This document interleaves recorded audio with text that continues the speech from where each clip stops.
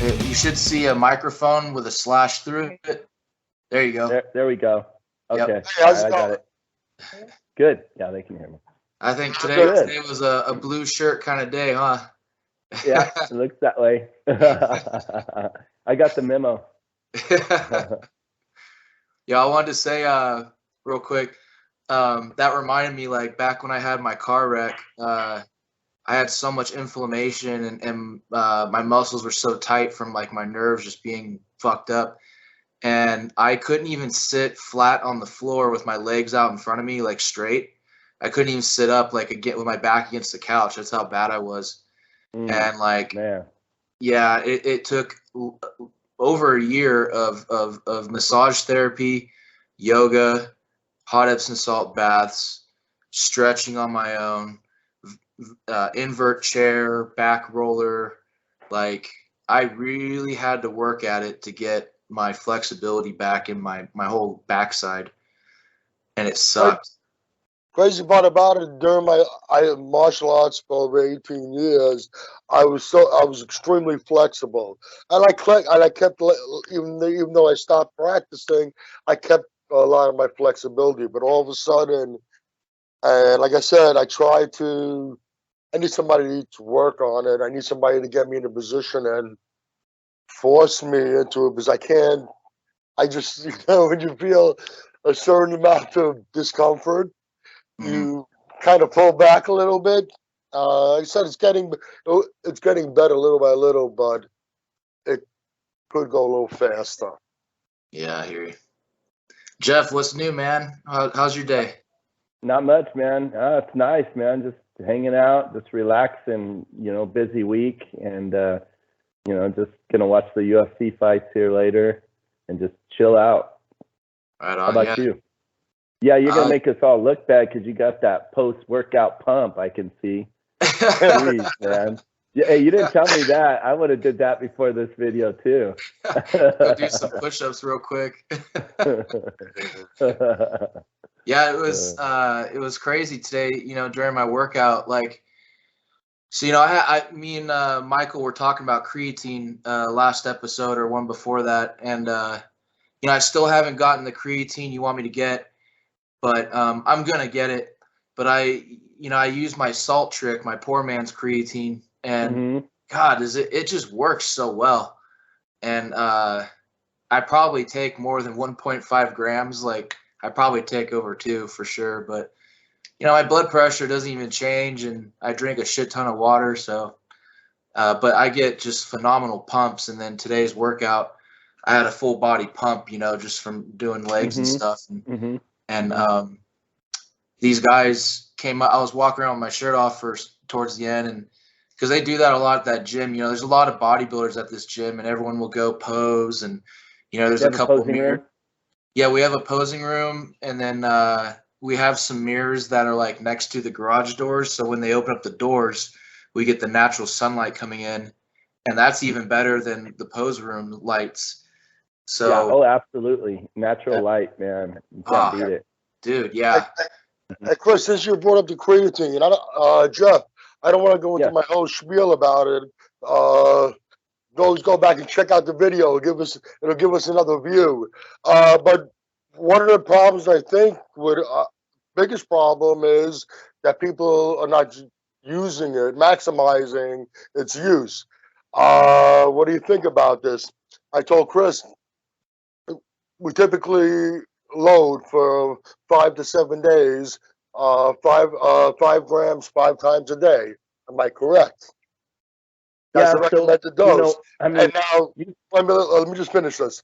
And now, after that, they're telling you to go to the maintenance dose for 5 grams a day. The problem is that the loading phase, your muscles get saturated with the creatine. But once you go back to this maintenance dose, within 2 to 3 weeks max, your creatine levels are back down to baseline. So you're losing a lot of effect. In order to keep the muscles, to get maximize effect, you want to keep the muscle saturated. And in order to keep the muscle saturated, you need to continually load. Bill Phillips himself even suggested way back when that people should take on a regular basis 20 grams a day. So what do you think?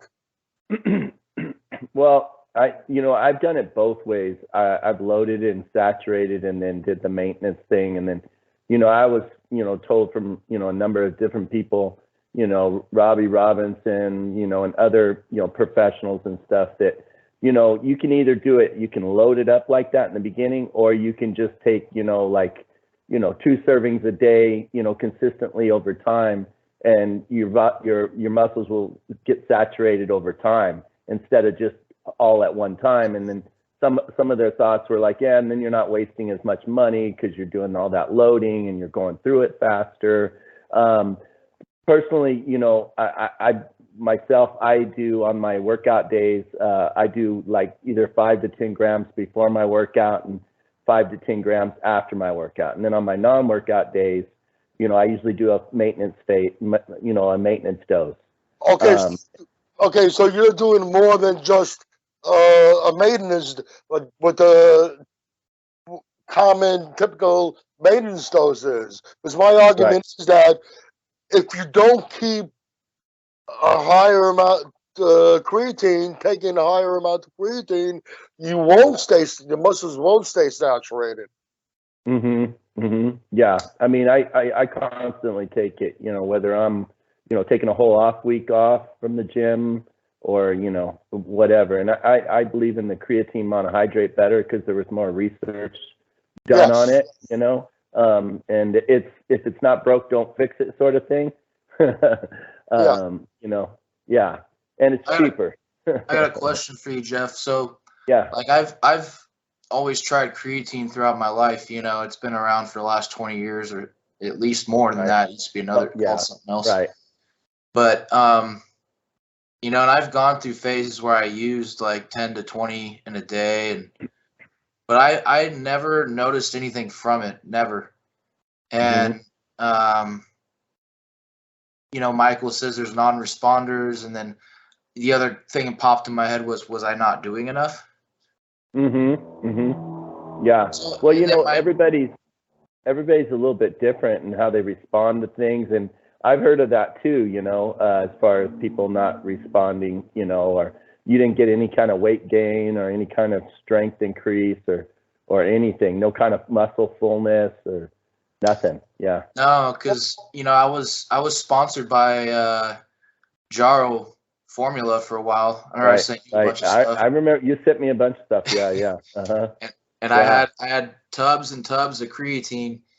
And they were just piling up because I would try it for a while, and then I was just like, I just don't notice anything, so I'm just not going to use it. And one of my questions to Michael on the other podcast was, I heard that it's hard on your kidneys. So like taking 20 to 30 grams in a day, is that not gonna? I mean, we're already taking all this protein, Well,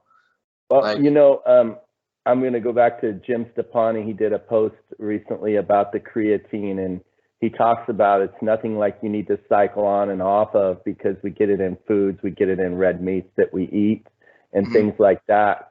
And, there's a lot of good reasons to be taking it, especially people who have epileptic seizures, recovery reasons, strength reasons, there's a number of different reasons, but I listened to what he had to say, and I feel like he's pretty knowledgeable on the up and up, as opposed to some people in the industry. And he's collaborating with Milos right now, Milos Sarcev. That's just what I seen. I seen his video he posted, and I thought it made a lot of sense because I've never cycled off of it. I constantly take it maybe before a show. Go ahead.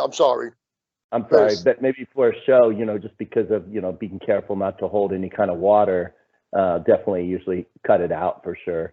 And I've done both. I've actually, back in the day, this was, when I was younger, but we've experimented both, and I've even loaded with creatine before our show because they talked about that before.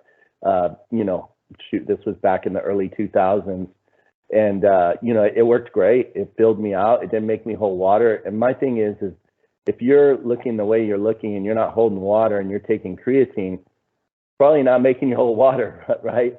Yeah. So, I don't know, for me now, just sometimes being a little bit paranoid, you want to take certain things out. Like, most of the time I'll take the creatine out just because, I want to be on the safe side. But I've done both in the past and I've gotten excellent results. I think one show I was a little bit fuller by doing that, What I was going to say, I read a while back that in some research, creatine was very helpful in helping prevent various good for brain function, preventing some brain deteriorating diseases. I could use more of that. You heard the same thing, right? Right. Yeah, absolutely. Yeah. And, one thing I don't know is, Bill Phillips used to always talk about, take it with some kind of, grape juice or something that's going to help drive it into the muscles, faster too. And, maybe it was, were you doing it with some kind of grape juice or anything like that? Well, you know what? Listen, I'm going to jump in on this one. I was telling Chris about that. I read up on the studies that were done. The initial studies with creatine. First off, they were taking the creatine with tea, a warm drink, because creatine is better in a warm fluid. And undissolved creatine could be what's causing a lot of distress. And people complain about it with the stomach. Now, with the idea with the grape juice was it spikes the insulin levels. That's what led to these concoctions that came out. Mm-hmm. And studies showed that this insulin spike can help drive it into muscles. But they didn't tell you that when they were doing the studies, they were taking the creatine first, that it carbs about 20 minutes, a half an hour later. Because okay, I see what's in the blood system, and then because obviously when you're taking them together, you're getting that spike, but the creatine is not in the system where it could be driven into the muscles already. Yeah. Okay. So now they don't be in the system. They don't tell you that. They're gonna sell you a product, and you go, okay, you take this now, and then this 20 minutes later. It's much easier to sell it when you put it all together, take it all in one shot. Right. Yeah. Yep. I mean, it makes sense what you said, 20 minutes after ingesting it, because it's in your system, and then, the grape juice or whatever you're going to use to help, drive that, and then plus you're getting ready to work out anyways, so you're getting that extra sugar, for your fuel also. And I also think that ultimately, it's whether you get it in that quick after the workout, as long as it gets into the muscles. Yep. At the end of the day, that's all that matters. Yeah, right. Whether it's dextrose or what's that? So basically, what I'm concluding to is maybe I should just try it again, Yeah. And I'll do. You think what, 20 grams a day? Yeah, I would think doing 20 grams a day on your workout days, and then 10 grams on your non-workout days. I think that would be definitely good. So now that I'm like trying to lose weight, that's gonna make my weight go up, huh? Well, I mean, I don't think it's really going to make your weight go up that much, honestly. I don't think so, and if it does, it's just going to be some, little bit of, water, but it's not subcutaneous water weight. So, and remember, you got plenty of time. You're not even at 90 days yet. Quit stressing out. You look good. All you need to be concerned with is if you're getting leaner and harder, more vascular and denser, more hardness to the muscle. And I am already. Like today, I was telling you, I could just tell when I woke up. But like at the gym, you know, I'm just seeing new veins, new striations, and these two other bodybuilders were asking, like, hey, you getting ready for a show, or are you just like walking around looking freaky? And I was like, I'm gonna do the I'm gonna do the Legion in October. They both look at each other and they're like, what category? And I was like, well, believe it or not, I want to try classic physique. And they're like, they look at each other again, like, well, fuck. Well, I'm not competing then. And I was like, oh, come on, what are you talking about? And they said, dude. Then the other guy was like, I thought you were going to compete in the 212s. Yeah. And I thought that was hilarious. I was like, I don't think I'm freaky enough for that, man. He's like, yeah, clearly you're not freaky enough. You know, they're talking about 212 in the pros because there's no 212 in, you know what I mean? So they must have thought you were a pro. And that show, is that show a amateur and a pro show? Because my friend Michael did it last year, Michael Spencer. So okay, that's cool. I didn't know that. Yeah, so that's probably what they thought, because I think they have a 212 at that show.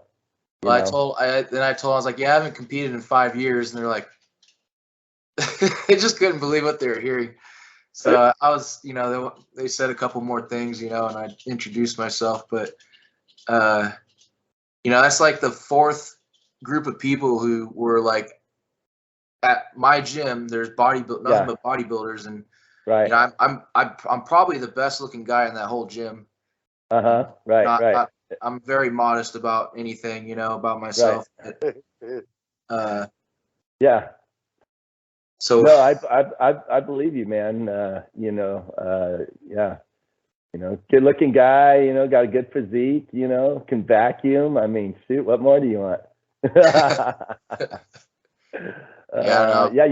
have no weak body parts, man. Everything flows with you. You know, you don't have one body part that really outdoes the other body part. You know, everything flows pretty even, and it'll get better as you know, dial in more and lose more body fat and all that, you know.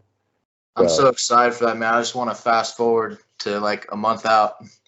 You know what's crazy about you is in your side chest, you appear so much taller in that pose than, you know, you really are, you know.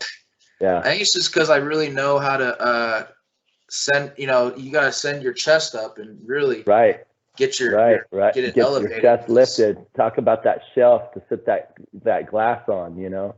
And you know, and we this is something we can segue into is posing. You know, I'd love to talk about posing. Right. I think a lot of guys. I'm sorry. I think a lot of these guys don't even hit it right. They hit it. It's like a cross between a side chest and almost a most muscular. They turn too forward. Yeah, they're doing. I don't know. It's not even a side chest. I don't know. It's weird. Yeah, I think because they're so big now. I don't think they can really do a side chest correctly. You know.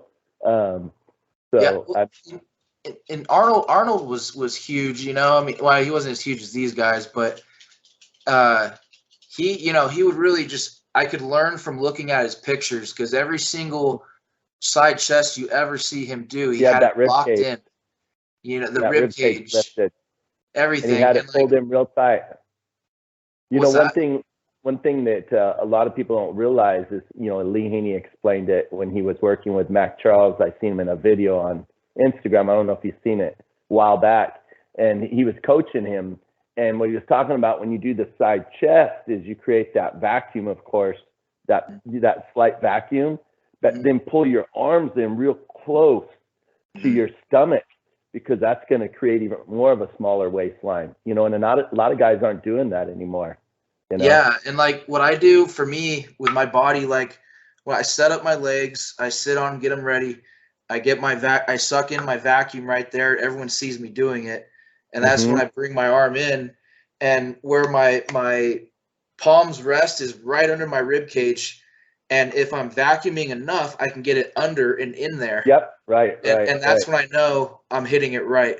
You know, and then I just got to remember to just keep that, you know, the shoulder and back up. Right. Exactly. You know, one thing in the side chest that I don't see a lot of anymore, and that's consistent with me and, you know, Chris, you know, my workout partner, and, you know, some other competitors, is the serratus showing in the side chest. You know, that gives the side chest a whole different look. and you're not seeing that much anymore, especially for these guys that have these giant ass arms and you can't see nothing. But you know what I mean? It's just ridiculous. But that's one thing definitely not seeing on the side. I even got that right now. Off season. It's there, and it just gets sharper as the show gets closer, and you do more posing and maybe a little bit of cardio, not a lot. Right. One of the things that Jeff had me do, Michael, and we just started doing them actually, is planks. So holding 2 to 3 minute planks, and then it eliminates any shakes you could possibly have while posing, and then you can just sit there forever. Yeah, not only that, it conditions every muscle in your body. Yeah, the thighs, the shoulders. It gives your whole body a different look. It makes everything more dense and hard, and then pulls that stomach wall in because you work that more rectus abdominis that doesn't get worked unless you're doing exercises like planks or vacuums, things like that, So, man. With that. Yeah, it's consistency on that one, and that will bring you in like no other, and also the conditioning to be able to hold on stage too. Yeah, absolutely. What's another pose you guys think people execute poorly these days? The flat spread. They think they roll their shoulders way too forward, and you're actually taking away. You're losing some of the width of it. The rear lat spread or the front? The rear lat spread. They roll the shoulders too forward. Yeah, that's.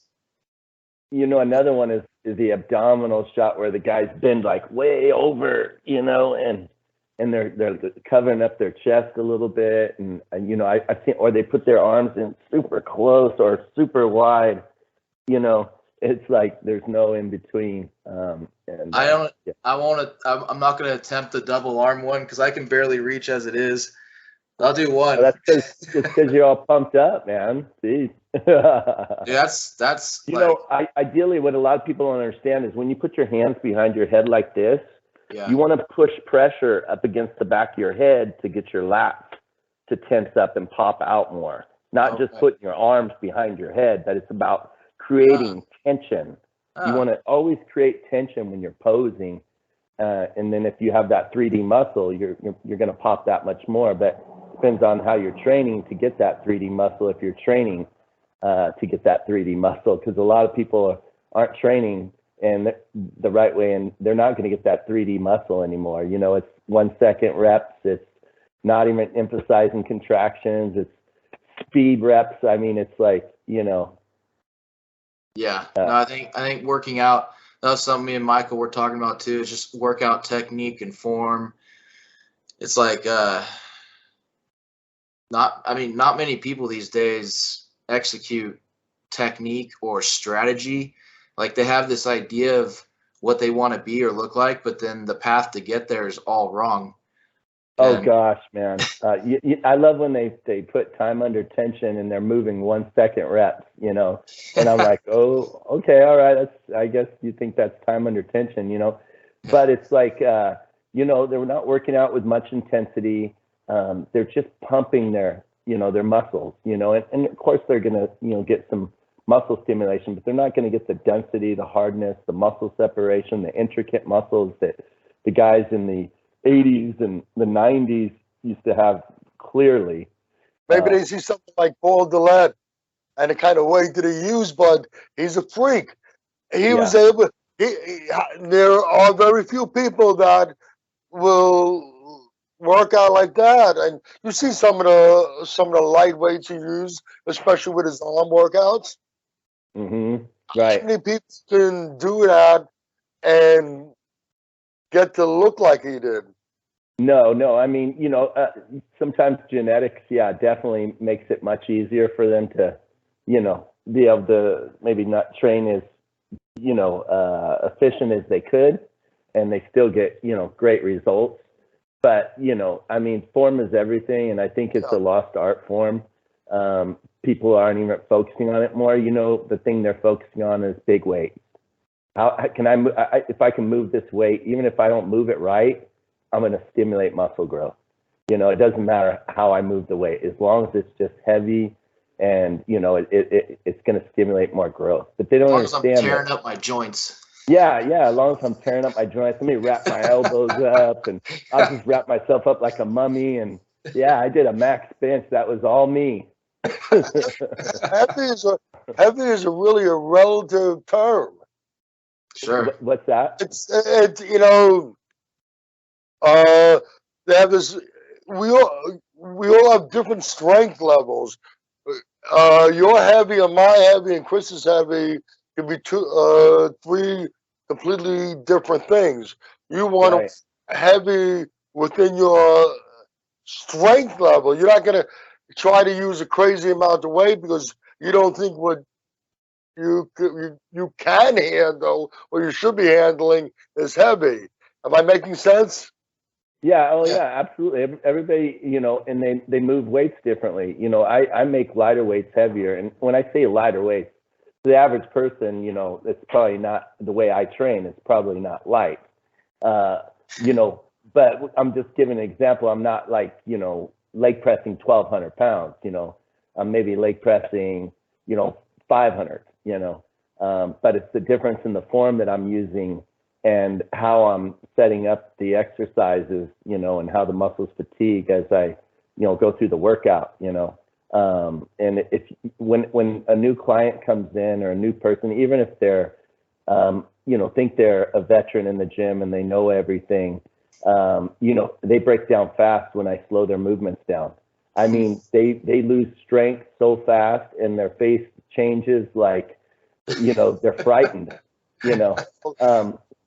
Because they're not used to, their muscles aren't conditioned to moving slower like that, you know, because they've allowed momentum to come into their exercises for so long. Like Mike Mentzer said, you know, it's that outside force that takes away from our muscles as far as the load that's being put on our muscles throughout the exercise.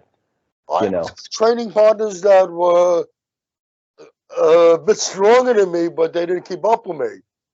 Because the way we were training. Yeah. They were actually stronger than me, but I'd wear them out because of the way we were doing it. Yeah, the slower rest periods. If you didn't give them longer rest periods, they weren't as strong, and you were. Yeah. That's true. Yeah, but you know, everybody can. Yeah, right. Everybody can, you know, you can train and you can get the body to condition anyway, but you just got to be consistent with it, you know. And, you know, even if you're one of those ones that, you know, don't normally take short rest periods and, you know, you take longer rest periods, you start doing it consistently enough and your strength will build up in that area. But, you know, it's all about being consistent and doing that over and over again. And, you know, and then the results will come, you know. I mentioned to you about. Are you, Jeff? Are you up on other channels, the other social media? You know, I'm on Instagram and Facebook. You know who Nick Trudrilli is? Yes, I do. I know who he is very well. Yes. Actually, I was telling Chris, my buddy John went up against him in an international qualifier. That he lost it. My friend won his weight class. Nick was like super heavy. My friend was heavyweight. He lost to him in the overall. But have you checked out his channel at all on YouTube? Is he? No, I haven't. No. Yeah. You know, first off, Nick, if this gets back to you, as a bodybuilder, yes, you're 10 times better bodybuilder than I am. I'm not going to argue with you about that. But he has a little, give me a good word to use for his way of doing things, Chris. Well, I'll just say he seems 110% sure about everything he says. Right. Well, since what I was looking for was sensationalistic. Okay. He's attacked quite a few big name people. He's accused a number of people in the industry, highly respected people, of running scams. One scam he's accused, Dave Palumbo, Dorian Yates, Jay Cutler, Ronnie Coleman. Yep. I can't remember what you were saying with Dave Palumbo and Ronnie Coleman, but with Dorian Yates, he went out two ways. First, he said that the aggressive sales pitch to get them there. Then he said there's no way that he's working with these people. He's making you believe that he's going to be working one-on-one with him, and there's no way that he can be. Who's joining us, Josh? Yeah. Hey guys. And there's no way that he could be actually training all these people.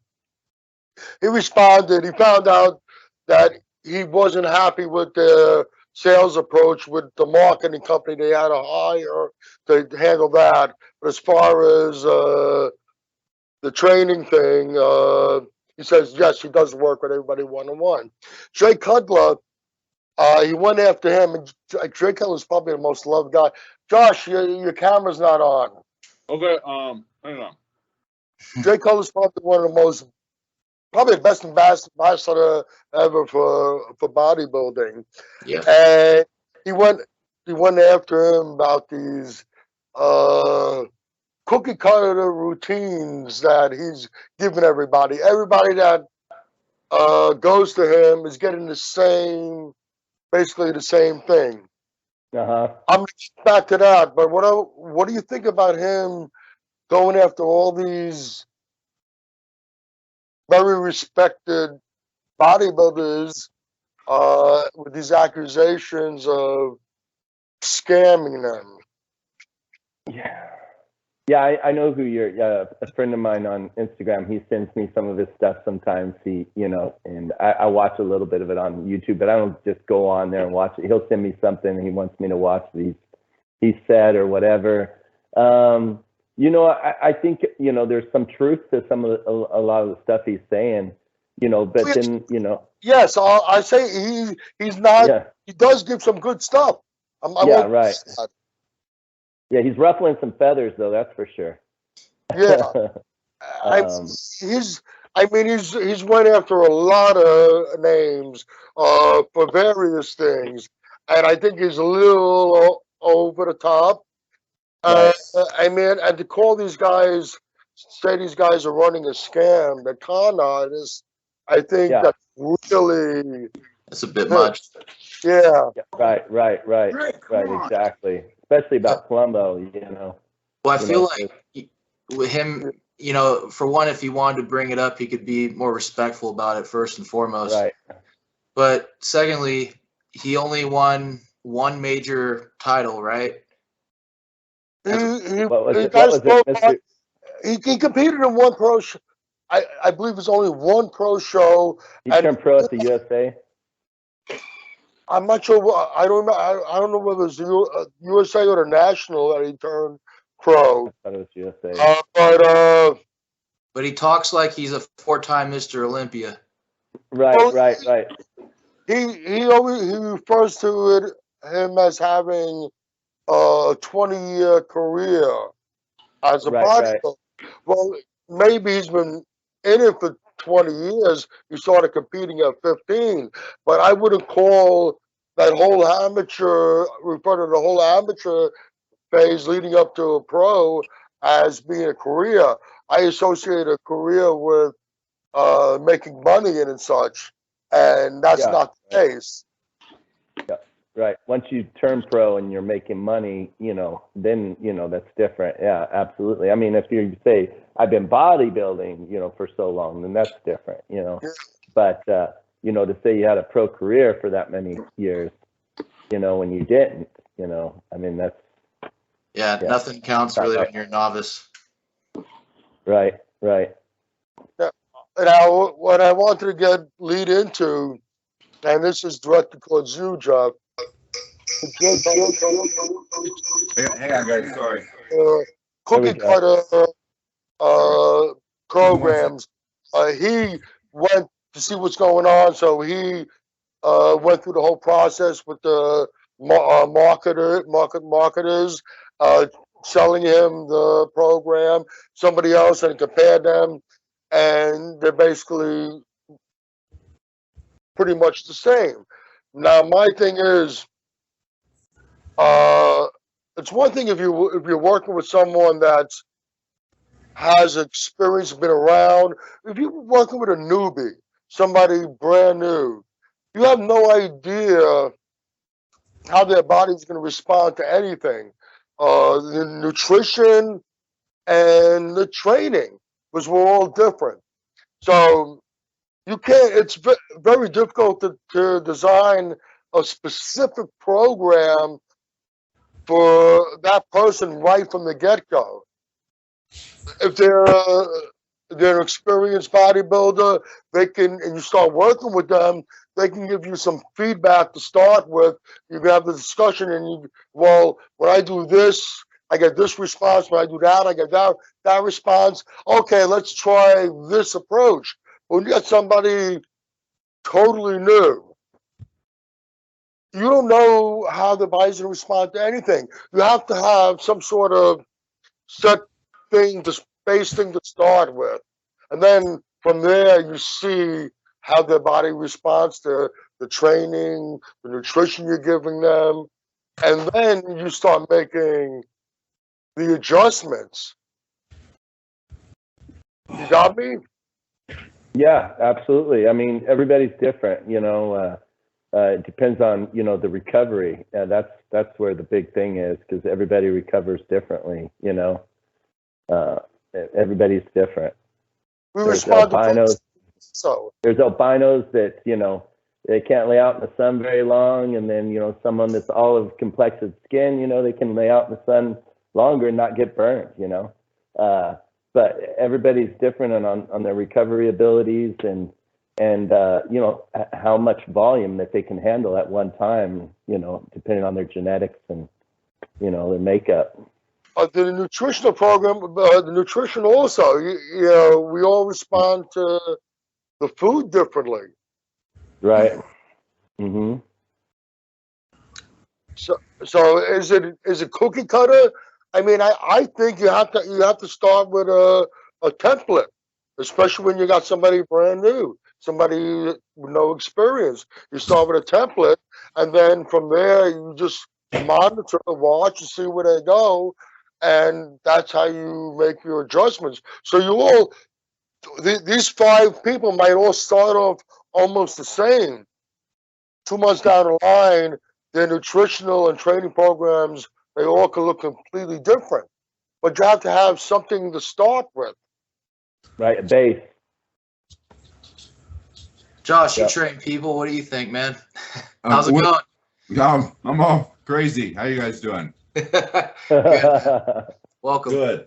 What are we talking about here? Cookie cutter programs? Yeah. Well, we got to this. You heard of Nick Trigilli, right? What's that?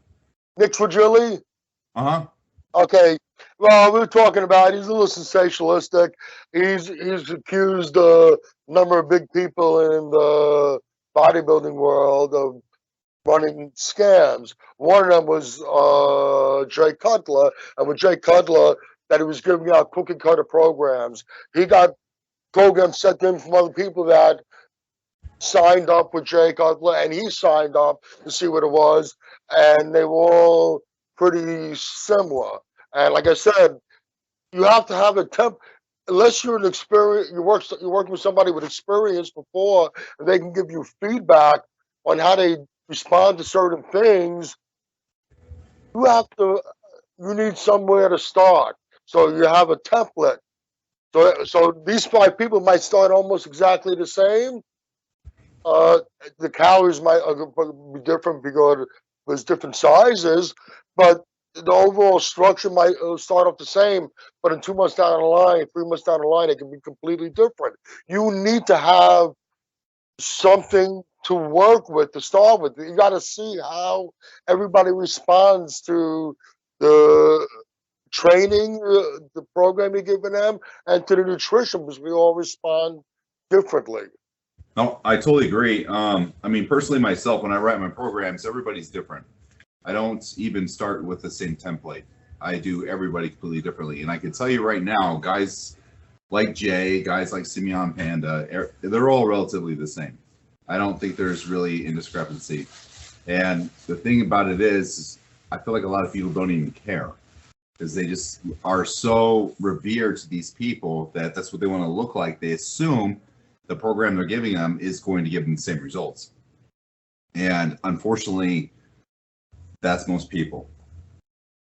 Mm-hmm. So I always like to tell people that from the get-go, when I train them, this is not a cookie cutter program. This is customized specifically for you, your recovery, your training frequency, your your nutrition, your general work output in terms of, if I got a guy that's working construction for 10 hours, I'm not going to give him the same program when you get a person sitting at a desk for 9. Yeah. Because it's completely different for them. They're going to have to consider that their recovery is very minimal compared to the person that's sedentary. So do I think Jay is giving out a lot of cookie cutter programs? Yeah, I do, because he's in it for making money. He's in it for the money business. And for him to sit down and write individual programs, he might have 1,000 clients. That's a lot of work. Mm-hmm. So I think relatively the templates are going to be the same. Mm-hmm. Do you think he has people doing it for him? Yes, I do. Yeah. Yeah. So like that almost like happened to me. I was talking to Lee Haney, online, going back and forth, and he was saying, "Yeah, man, I would like to coach you and this and that." And I said that. I was amazed, and I was thinking in my head, like, this is going to be a lot of money, but let's see where it goes. Right. And then eventually it just led to a guy he trained that he respects highly to train me at the end. Like, he reeled me in, and I was like, and he's like, okay, by the way, this guy is going to train you, but I trained him. I was like, oh, and I didn't go after it after that, because I wanted to be trained by Lee Haney himself. I don't want something done by somebody else. So, I mean, if people are paying for Jay Cutler's coaching and then someone else is doing it, man, yeah, I wouldn't like that. Yeah. So what was the charge for that? Did you find out how much he was going to charge you even without, him actually doing it? I want to say it was somewhere in the neighborhood of $400 to $600 a month. Ooh. For contest prep. Yeah, right. Damn. I think it was a while ago. It was such a high number. Yeah. I was like, yeah, right. Right. Yeah. Was it like a meal plan, or was it macros? We didn't go into any details. Didn't even get that far. But he offered to coach me, and I got all excited. And then found out it was just gonna be somebody else. So that sucks. But I'll tell you what, we're working with Jeff is the best coach I could ever have, and I know I always say it, but ever since I started working with him, man, it's just going to other levels.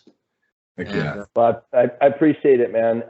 And you're completely a different body now, so this is different this time, and it's gonna be good. That last time, like I said, we just had 8 weeks. Now we've got plenty of time, and Michael talking about, having to, get to know, the client and the person that you're working with so you can best meet their needs, and that's why, we're starting out so early, even though, I know you, I've worked with you before. It's been 5 years, a lot of things have changed in 5 years, God, yeah. So now there's got to be a little bit different approach. You're carrying more muscle, you're bigger, everything's different this time. But I can't wait to see the finished product, man, because I know you're going to put in the work. You always do, because that's all it's about, man. Putting in the work. That's the easy part, bro. I look forward to eating's hard for me. Eating? Yeah. the training's easy for me. It's the eating, you know, and the extra time to find for posing. You know, when, you know, your significant other is like, you're going to pose again. Mm-hmm. You know, sometimes you got to have that balance, you know. Also important that your lady supports you, which mine does. Right. You know, yeah. The relationship I had before, I didn't get any of that support at all. As a matter of fact, it was when we were a week out from the Olympia. I had my last meal 5 hours ago that night, and she wanted me to drive her to Pub and Sub Pizza. It's an amazing pizza place. Remember? And I remember that. I should have said no, but I drove her, and I had to drive home with that fucking pizza in the car, and I was so hungry, and I was so mad at her, and I didn't talk to her for like a day and a half, you know. But, I don't blame you. The cravings sometimes are real. Like even with the diet you have me on now, like towards the end of the day, even like in between some of the meals, I'm fucking starving. Like at the end of the day, just having the 5 eggs and the scoop of peanut butter. I mean, it's real easy to make that scoop like. Yeah, right. Now it's a tablespoon, okay? Yeah, tablespoon. Got it. Easy. My wife always, that is not a tablespoon. I'm all, it's off season, doesn't matter. It fucks with your head when you got with dieting like that. You remember Dorian telling a story about having a dream that he ate a whole package of sausages. I had that dream the other night. He had to run down to his refrigerator. Then he realized he never had any sausages in the house to begin with. But he dreamt it, and he woke up, and it's like, oh my God, I ate a whole package of sausages. I did that a couple of nights ago. I dreamt that I ate a whole pizza, and I woke up in the middle of the night. I thought for a second. I was like, "Nah, that didn't happen." Yeah, that's funny. I mean, that's good that you're, you know, I mean, that's a lot of food you're eating right now, and you're still hungry like that. So that's that's good. Stomach's handling everything all right, and feeling pretty good. Got good strength and energy in the gym. Yeah, everything's perfect, man. Everyone's firing on all cylinders. Good. So you said you're doing that Himalayan salt? Yeah. Yep. Yeah. Josh does the salt too. I think you do the iodized sea salt. Iodized, yeah. Yeah. Nice. And what you Josh, you do what, like 1.5 grams, 2 grams? What do you do? Oh no, I do 4 to 5 grams a day. What? Yeah. Before the workout, all at once. So before the workout, about 1.5. Got it. Yeah. Yeah, but throughout the day, I just kind of distribute it little by little, and then keep drinking a lot of water. I find it really helps me. Do you do creatine, Josh? You know, I was, man, and I'm gonna be honest. Like, I didn't like how I was looking. Yeah. Okay. I feel like my body's just so sensitive to it. I was just retaining a shit ton of water. I'm like, nope, I'm out. Okay. Yeah. I wasn't. What's that? I was telling these guys I never noticed anything from it. Yeah, I didn't really notice a whole lot of strength gain, to be honest. It was just water. I was just holding water. Wow. How much did you take when you did it? It was just a 5 gram dose. Wasn't Okay. anything, but it's the monohydrate for me. My body, you know, because I already I'm prone to thicker skin anyways. It kind of just really made that exaggerated. Wow. Okay. Interesting. Yeah. Yeah, we were talking about creatine for a while, but it's something I'm gonna give another go and just see how I look and what happens. But well, I don't think you'll be as sensitive to it as I am. It's the damn Mexican thick skin genes I have. You don't look like you have thick skin, bro. What are you talking about? I know, right? You stay pretty lean year round, though. I say. Yeah, I try to. I just. What's that? Like, what do you typically eat in a day for your year round diet? Because even though it's your off season, you're still lean as hell. Well, thanks, man. Yeah, I just lately I've been doing a lot of carb cycling. That seems to work better for me. So on my low days, I'll have around 175 carbs to 200. 300 grams of protein, and typically, like I said, 65 grams of fat. And the higher days, I go up to upwards of 400 grams of carbs, just depending on how I'm feeling. If I'm feeling super drained from the training, I'll go the full 400. Wow. Okay. But I make sure my carb load days are leg days, because leg days, my leg days are hell. Yeah, I'm sure. Yeah. Yeah, that's Jeff, when we were doing our last diet, I think, what was it, on leg days only, we would have beef or something like that, and we'd have carbs. Well, I would have you do Kodiak pancakes, some 8 ounces of red meat, whether it's sirloin or ground beef, and then some peanut butter with some syrup. Yeah, absolutely.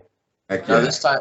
this diet, I mean, this time around, it seems it's obviously different, but yeah. Well, and then as you change, of course, the diet will change a little bit too, also. So, sure. Like when, like to give you an example, Chris, my workout partner, he was getting so lean that, I cut his cardio out. I added more posing in, and I had him doing a cheat meal once a week, all the way up to about 2 weeks before his show. And, he needed that, Wow. So everybody's different, and I only had him doing cardio for 20 minutes, 2 days a week. And, wow.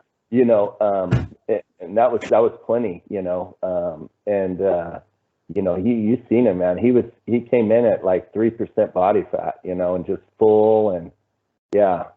So I'm going to give you a heads up. Okay. As soon as you think I can have a meal, a cheat meal, it's going to be sushi. I'm already looking forward to it, man. You gotta earn your cheat meal. It's only been a week. It's been 5 years. Give me a break. I know, man. I know. You just went to what do you call it? You just went to visit your dad, and you stayed on your diet when you were there. Yep. Yeah. 100%. See, that's saying a lot when you're out of town visiting your parents and you stayed on your diet. That's good, man. Kudos. Yeah. Well, yeah. You guys all know how it is. You just got to fucking do it, and no matter where you go, you got to make it happen. Hey, since we got Josh here, when are you doing your next show? Me, it's kind of hard to say because I'm the kind of guy that likes to go in with laser-like focus, and which is everything going on in my life right now.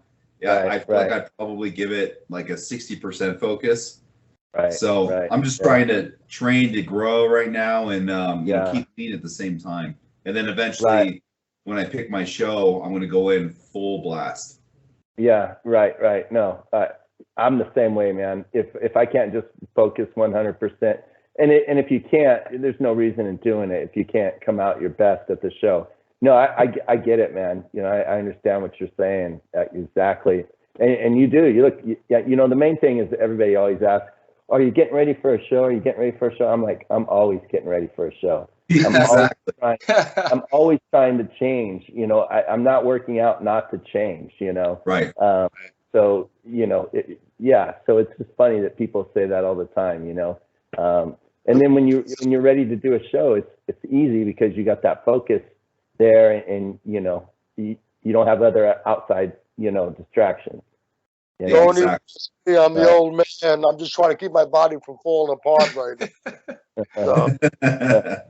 That's why it's been 5 years for me, because Jeff, me and you've talked all the time through that, and I just I didn't want to do it if my mind wasn't in it, and now in that time I had a relationship end, I got married, and all kinds of stuff was going on, but finally I feel like my life is grounded enough to where I can focus on that, and especially since my wife supports me with it. So it's gonna be great for you to have that support, not only probably to help you prep your food, but just going into the show, with having that person there for you, and supporting you, You know what else is cool this time around? So the gym I go to, Stimulus, eventually I'll get Jason on one of these podcasts. He's the owner of the gym. Mm-hmm. But he competes, obviously, does classic physique, and What division does he compete in? Classic physique? Is he like A, B? What is he? Is he taller? Is he? Yeah, I think he's about 5'10". Oh, okay. All right. And me and him, we weigh almost about the same right now, which is funny. And yeah. But I just still think about getting to 185 is going to be amazing. But this is the first time I'm going to go to a show with a crew of people for like support. Oh, cool. Yeah, like because there's gonna be a lot of them in the show and then some in the audience too, right? Yeah, everywhere. Yeah. They'll be backstage. They'll be in the audience. One of the guys I know has a clothing company, and he always sponsors shows and stuff. And he's been, rooting me on. And everyone at the gym's just been like extremely supportive and enthusiastic about it. And so are you gonna get some sponsorship? I mean, we'll see. Yeah, I know. I speculate my homie Chris, who owns his company, wants to do that, but I think he's waiting for me to compete and, show that I'm serious. Oh, okay. Yeah. Well, he'll see that you're serious once you really start getting freaky, Well, he already comes up to me every single time he sees me in the gym, and says stuff to me. But yeah, I don't know. We'll see what happens. But if I could win my pro card from this show, that would be stupid amazing. But I don't expect that being my first time in the NPC. But that would make quite a fucking headline if I did. Right. Well, we want you to. It's a national qualifier, this show, right? Yeah, it should be. Pretty much all shows are national qualifiers anymore. Other people won't do them, if it's not a national qualifier, it seems like. So it seems like most of the shows, even that weren't national qualifiers, are going to national qualifiers just to get more business. Yeah, this one's like, it's so big. It's like a convention. Like they're gonna have like. Yeah, it's huge. It's huge. It's big. I know my friend that classic physique competitor Michael Spencer. He competed in it. What's his name?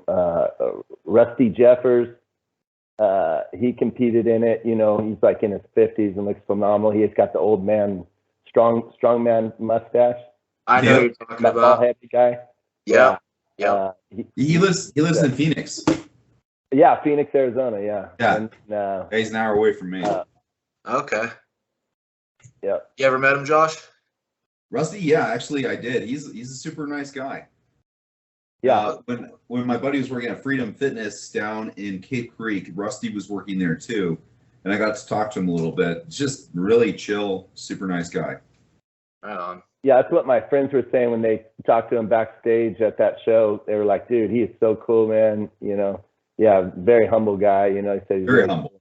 Yeah, right. You know what's funny? I remember Michael's reaction, but. I met Phil Heath a couple of times, and everyone always said how much of a dick he was, but he was the nicest person to me I've ever met at a bodybuilding show of any kind. And he had a line, it went forever, and he did not rush me. He didn't act like anything else mattered. He was just in the conversation. Like we talked for like probably 12 minutes at least, And that was like the first time I met him. And then when I met up with him again, he asked me how my back was doing because it was after my car wreck, and I told him the first time what happened, and I was shocked that he even remembered. Right. Ever since then, man, like Phil Heath is the coolest dude I ever fucking met. Yeah, and right. Do you think that like what he puts on is a facade, like his egotistical, front that he has? I would imagine there's probably a degree of that because, like how it is when you're on stage, you gotta be like the champion. You gotta pretend you own that shit. Right. And perhaps he might come on a little strong with that. Who knows? I'm sure. Who wouldn't have a bit of an ego? Who's Mr. Olympia 7 or 8 times? Yeah. Is it healthy? Like, does he have too much? I wouldn't know. He probably could have handled himself better with like. When haters were talking about him, when you're the champion, everyone's watching you under a microscope. So that's probably the big thing. The way he responded to the people on social media, I Mhm. think that's really what got people saying that about Phil. The Mhm. way he handled himself, that he could have and he should have conducted himself differently. Yeah, but whatever. I mean, it's all in the past, and he treated me good, so that's all that mattered to me. I mean, when I met Jay Cutler, he was more of a robot. He didn't really care to talk. So I was like, whatever, snap a picture. That's the same thing I got with Jay Cutler too. He was more interested in my wife than he was me at the time. Just pushes you aside. He's like, how you doing? Yeah, he was all in to take a picture of me, and I'm like, hey, it's my turn. He's like, oh, okay, here we go. Yeah. Yeah, I remember. And I was. What's that? I remember when I met him, though. It may be in his defense, but prior to that, there's these kids trying to break past the rope barriers for the line.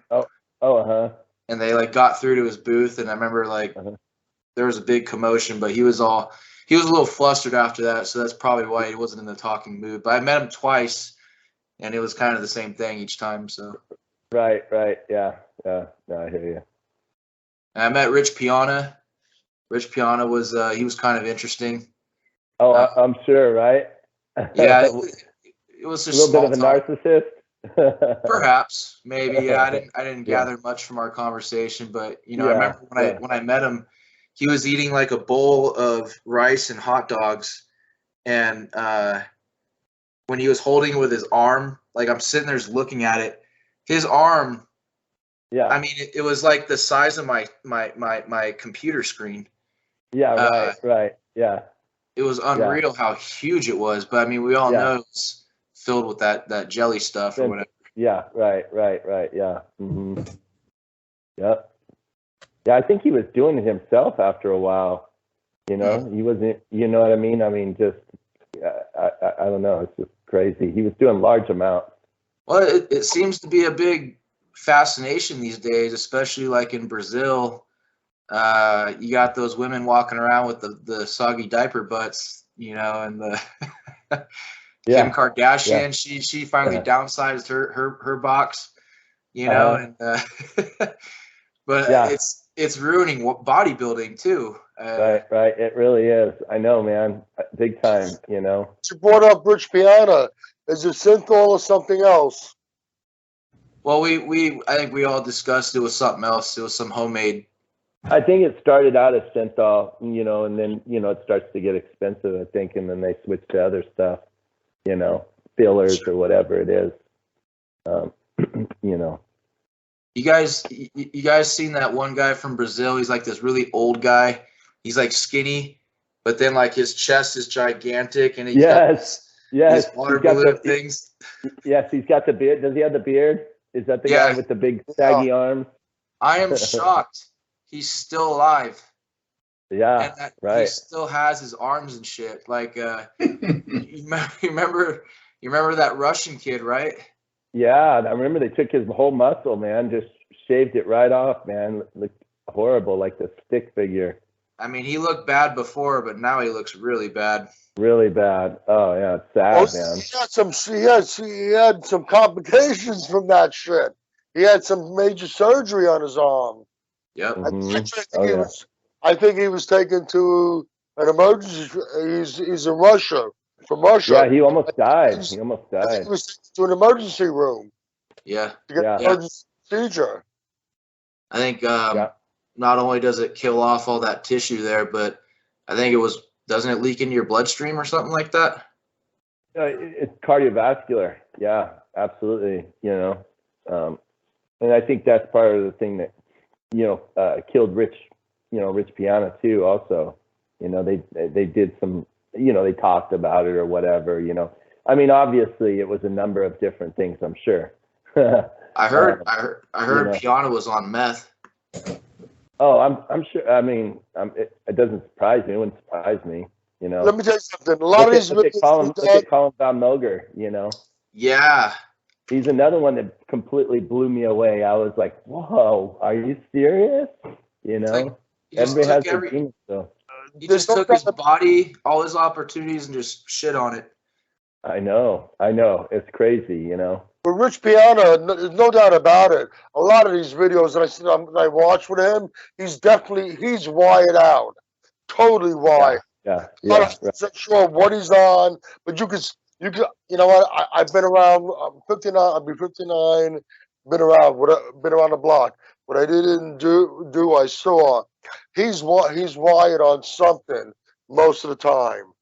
Yeah, right. I remember when I met him. It's just pre-workout. I remember when I met him.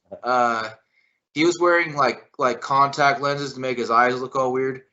But I remember looking into his eyes for a second when I shook his hand, and I think it was like a very aware look. Like, you remember the comparison would be like, you guys remember how like Hulk Hogan would be in his interviews? Oh yeah. Remember, his eyes were just his eyes, yeah, like big, yeah. That's what it reminded me of. Like, he was looking at me like, you know, like, man. Yeah, nice to meet you. Right. Like the Macho Man, Randy Savage, you know, those guys. Dude, I think they were all on cocaine back in the day. Oh, for sure, man. Yeah. Oh, yeah. Crazy lifestyle. Since you mentioned Colin Von Moga, since he's been out of the hospital, you heard what happened with him, haven't you? He had a wreck with his truck. Yep. Since he's been out of the hospital, from jumping through the windows and all that stuff. The big problem is he was in court. He appeared in front of a judge. I'm not sure what charge this was. I think there were numerous charges. I'm not sure which charge he was appearing for, but he was fined and he was supposed to go into rehab. That was part of the agreement. This accident happened days after his court appearance. So obviously, he didn't go into rehab. Or he went into rehab and he checked himself out. Nobody's in rehab for 3-4 days, then back out again. Right. The way it looks, I don't think anything is really going to, unfortunately, I don't think anything is going to change with him. Probably not. Yeah, there was one incident where, before that incident happened where, he was in a coma, that he had some road rage and wherever they ended up pulling over and he pulled a machete out on the guy. Oh, yeah. You would think after, he hurled himself out a window, exactly why only he knows, but he was in bad shape. He had spine surgery. He hit rock bottom. Like I was saying, talking with Chris about this. Once you hit rock bottom, there's either you can pick yourself up and arise, or after rock bottom. And obviously, this hasn't changed his mindset because he didn't stay in rehab. And I don't know all the details, whether he was under the influence or anything when he had this this wreck with his truck, but he did not stay in rehab. That tells me nothing's changed, and unfortunately, it's only going to get worse. Yeah, probably. I mean, I think we've all known people or have had friends who go down that path, and a very small percentage ever pull themselves out. Super small. Yeah. Right. Yeah. Mm-hmm. I mean, that's meth is the one drug you always hear people tell you never try. Yeah. Right. So I mean, you hear about other ones like, yeah, try it once, you got to do it, but meth. Yeah, right. That's the one they say never do. No. I like my teeth, I like my health. I'm good. I like my teeth. Yeah. Oh, man. It's sad because the guy had everything going for him. he was probably making a lot of money with through social media. Didn't even have to compete or anything, just through social media. And look where he is now. Mm-hmm. Yep. Hey, so not to get everyone excited, but Michael, how likely you think Greg will get back to you? Oh, I reached out to him a couple of times. I think yesterday or day before yesterday, and today. But I'm gonna contact George. Yeah. It might be easier to get a hold of him through George and see what happens. George. I'm talking about Mr. G. You know, everybody know what I'm talking about. Mr. G. George. No, who is that? George Smalley. He's part of the Whack Pack with the Dave Plummer, the After Hours. Oh yeah. Okay. Yeah, I know him on a personal level. Actually, I worked with him a couple days a week until he relocated to Florida with his protein snacks. But it originally started when I met Greg Valentino. He was out here in Jersey. But we had George on a couple of weeks ago. I want to try to get Greg Valentino on.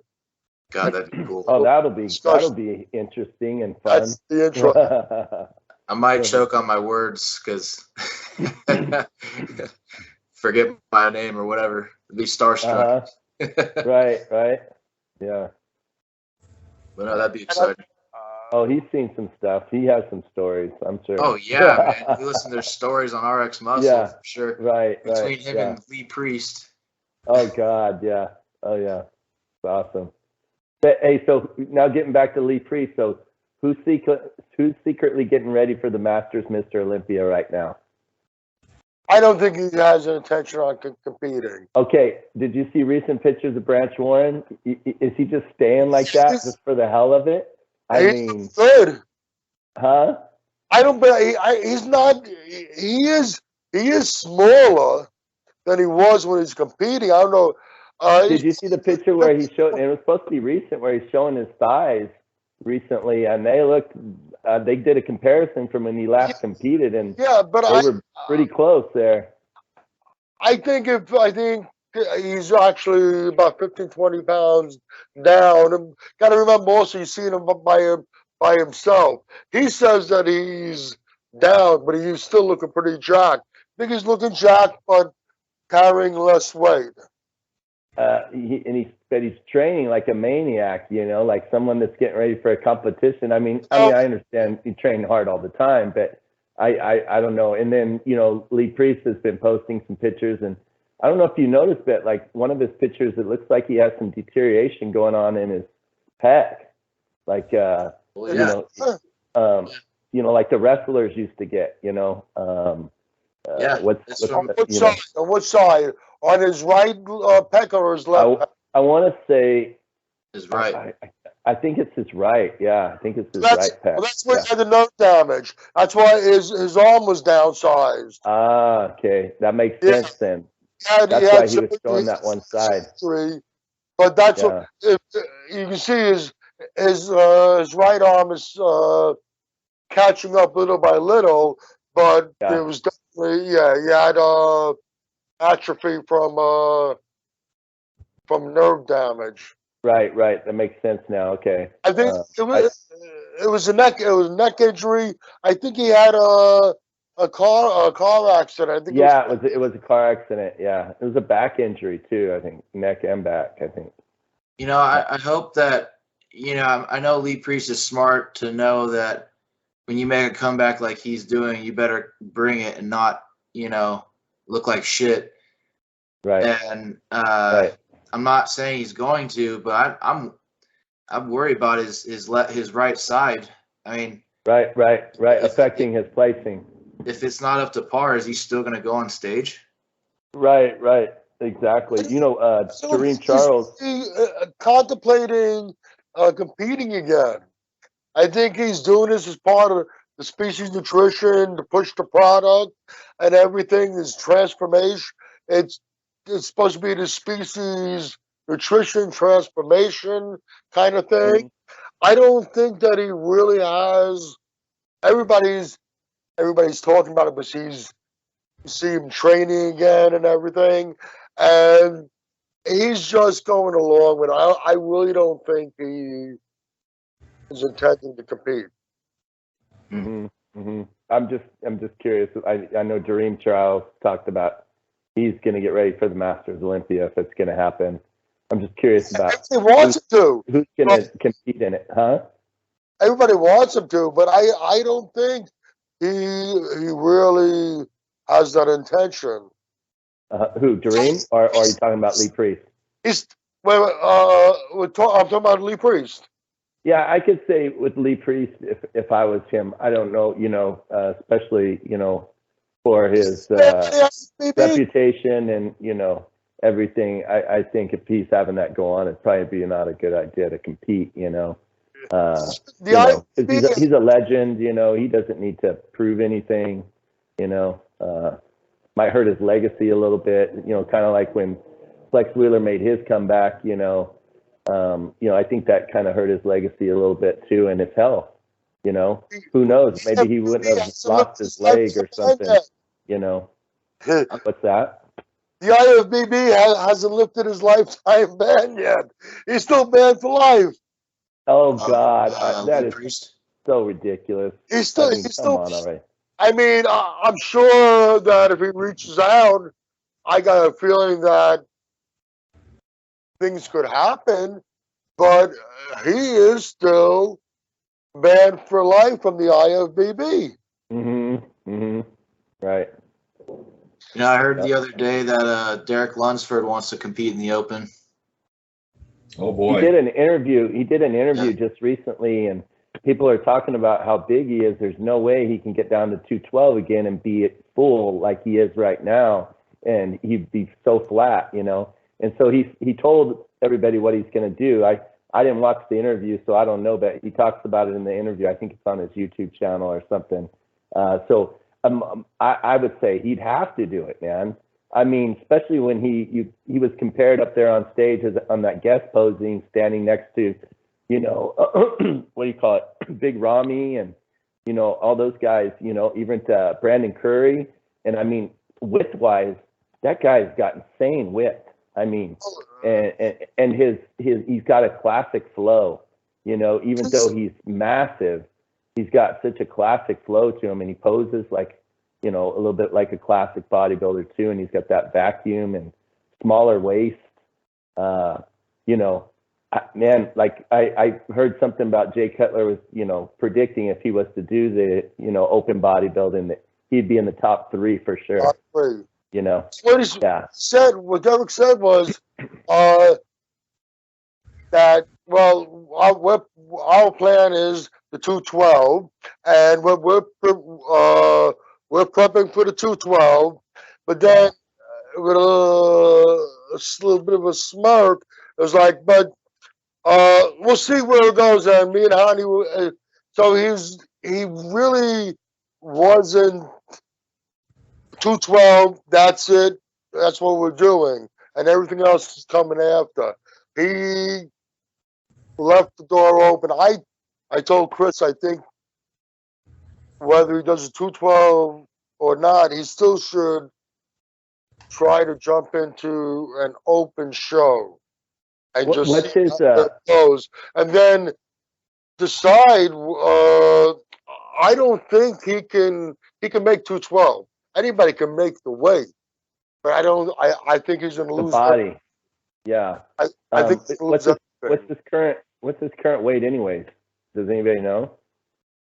He said in that interview that he was 255.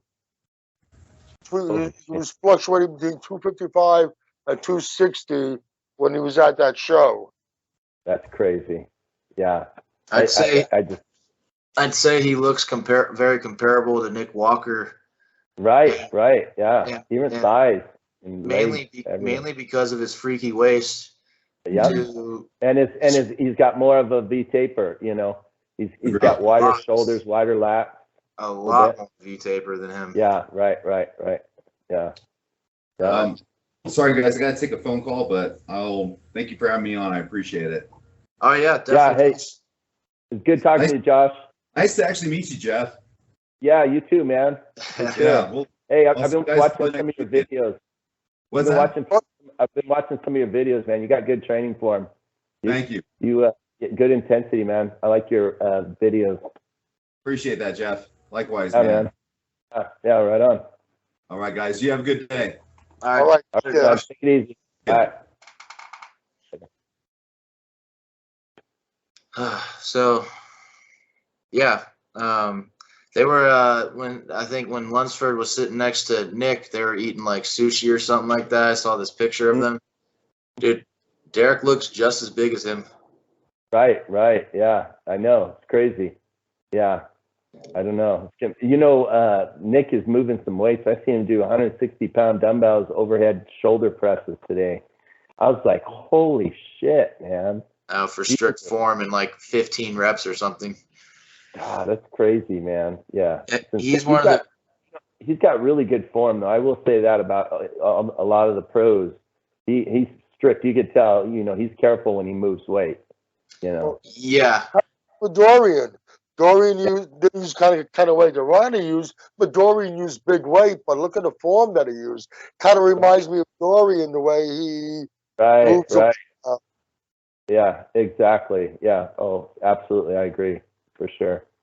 Yeah. Hey, what about Keon Pearson? What's going to happen with him? He's going. I didn't. When he said he wanted to go back to classic, I was like, no. He needs to be 212, and it looks like it's back to the 212. Right. Yeah. And he's just got to fix that stomach separation issue he had from eating too much food. You know, these guys get that all the time because they're blowing out their guts because they're trying to take in so much food to put on so much weight faster. You know. Yeah. That happened to me. That happened to me even. Right. Really, he just never really. He didn't bring the conditioning at 212 that he needs to bring. I think they talked about his with his shape and structure. If this guy nails his conditioning, I think he is extremely dangerous. Yeah, he's right there. You know, I think he can be right up there in the top 3 in the 212. You know. As far as, you know, everything, but, you know, because, you know, he hasn't been around as much, so I don't think he's going to get the favor, even if he comes in maybe his best. I still feel like they're just going to kind of, you know, because he's kind of been, you know, oh, I'm having personal issues, I got to take time off, you know, just kind of, you know. Sean Clarita, last year's Olympia, he was up almost 5 pounds from the previous Olympia. You know, he lost to Derek. He 180. I saw a recent picture of him. I think he was 201, 202. Yeah, I seen it too. Yeah, above what he was on the Olympia stage. And his conditioning looked pretty damn good. He wasn't too far off from. No, I couldn't even imagine him putting on more muscle, but it looks like he's on the way. Right. Exactly. No, I agree. That guy, man, I don't know how he can put on any more muscle on his frame. It's just unbelievable. You know, the amount of muscle that he has in his thickness. He's just so. And he hasn't blown himself out. He hasn't blown his weight out. No, he hasn't. No, you know, which is crazy in itself. You know, and you know, he moves some heavy weight. He trains hard. You know, that guy. I think inch for inch, he's probably as big as Ronnie was in 2003. Right. Yeah. Yeah. I agree. Yeah, he reminds me of a miniature Ronnie. And like I said, by that time, Ronnie's waist started to blow out, come out a bit. But Sean's remains real tight. you know what? No knock on Derek. I think Sean should have retained the title last year. Well, I think it was his conditioning. You know, Derek wanted on shape alone is what he wanted on. You know, I mean, his conditioning was good enough to win, but if you compared the two conditions, I would say that Sean was a lot, you know, he was more crisp and more dialed in than Derek, you know, and fuller, probably a little bit fuller. He bought excuse me, as short as he is, he brought in a crazy freak factor to that show. Right. Mm-hmm. Absolutely, yeah. I mean, any other show, he would have been a winner. Maybe even in bodybuilding, you know, open, you know. But you know, yeah, it's crazy. It's gonna be an interesting Olympia this year, with all the different, you know, with classic physique, 212, and bodybuilding. It's just gonna be. I can't even imagine the competition for classic physique that's coming. It's insane. Yeah, there's couple, you know, that Ramon Dino. Is he Russian or is he Raband? Yeah, I know who you're talking about. What's that guy's name? They call him Dino. What do they call it? The horse MD. Horse MD. You got that. He's either from Russia or maybe the Ukraine. Oh, you're talking about yours? Yeah. Urs is what his name is. Yeah. Okay. The Miracle Bear guy. The kid. Yeah. That's it. He looks like a younger version of Dennis Wolf. Yeah. Yes.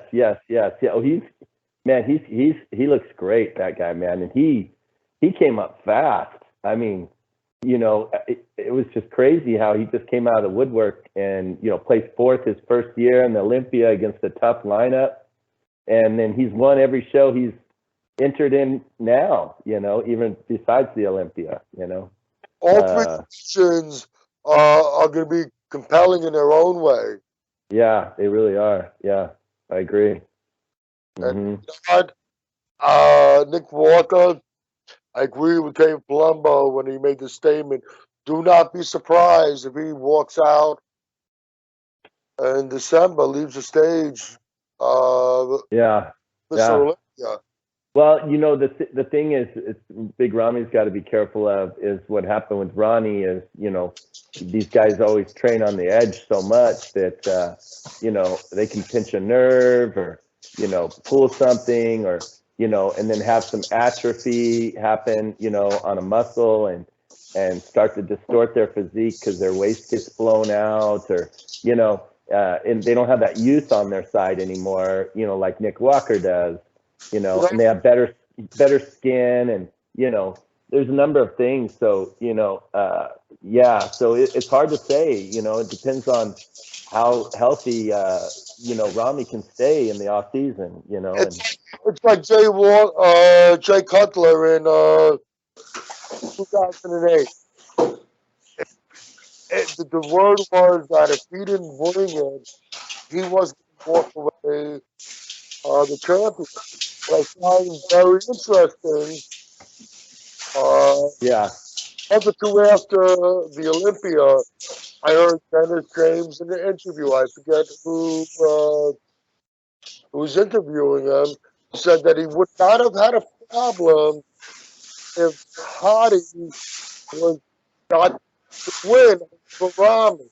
Now this is your own corner saying this, and he said on his podcast that aired just the other day. He had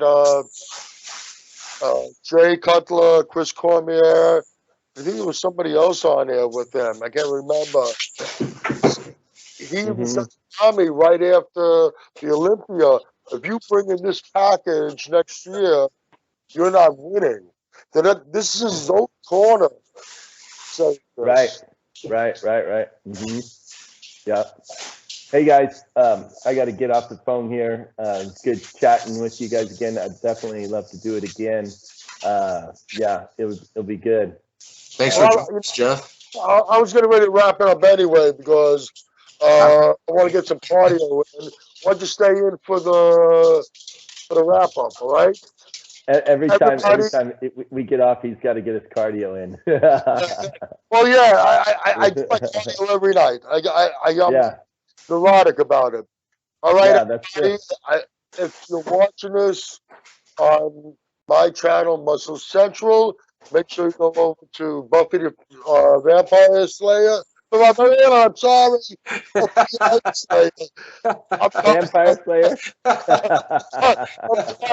I'm tired also. Buffy the Ironslayer. That's Chris's channel. When you're over there, check out all his great content. Make sure you subscribe. If you're watching it on Buffy the Ironslayer, promote Muscle Central, my channel. Check out my channel. Make sure you subscribe. Jeff, it's been great having you back. We hope we can have you as much as we can. It's fun. Absolutely. Yeah, for sure. Mhm. Chris, Jeff, you want to plug anything? What's that? Do you want to plug anything?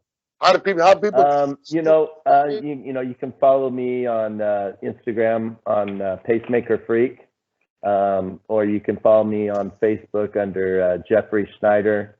You can find me there also. Those are the best places to get a hold of me, or just go in and check out my content. I'll be getting ready for a show early November, so I'll be plugging more stuff on there as I'm getting ready for the show also. So. Are you available for personal training? Yeah, absolutely. I have my own personal training. Okay. So that's how you personal get training studio. Yeah, I can do online coaching. I can do in-person personal training. If you're capable to come to my studio and train with me, absolutely. Chris, you want to close us out? I just appreciate everyone for joining. Jeff, Josh, and of course Michael. And it was fun talking with everybody. And appreciate everyone else tuning in. And can't wait to do the next one. Yeah, definitely. Like this, and it's been fun, fellas. Oh yeah, man. Yeah, enjoy your cardio and enjoy the rest of your day, Chris. And enjoy my eggs and peanut butter or almond butter. Yeah, nice. Yeah. Right on. Okay, all right, man. guys. Talk to you guys later. Bye. All right. Good night.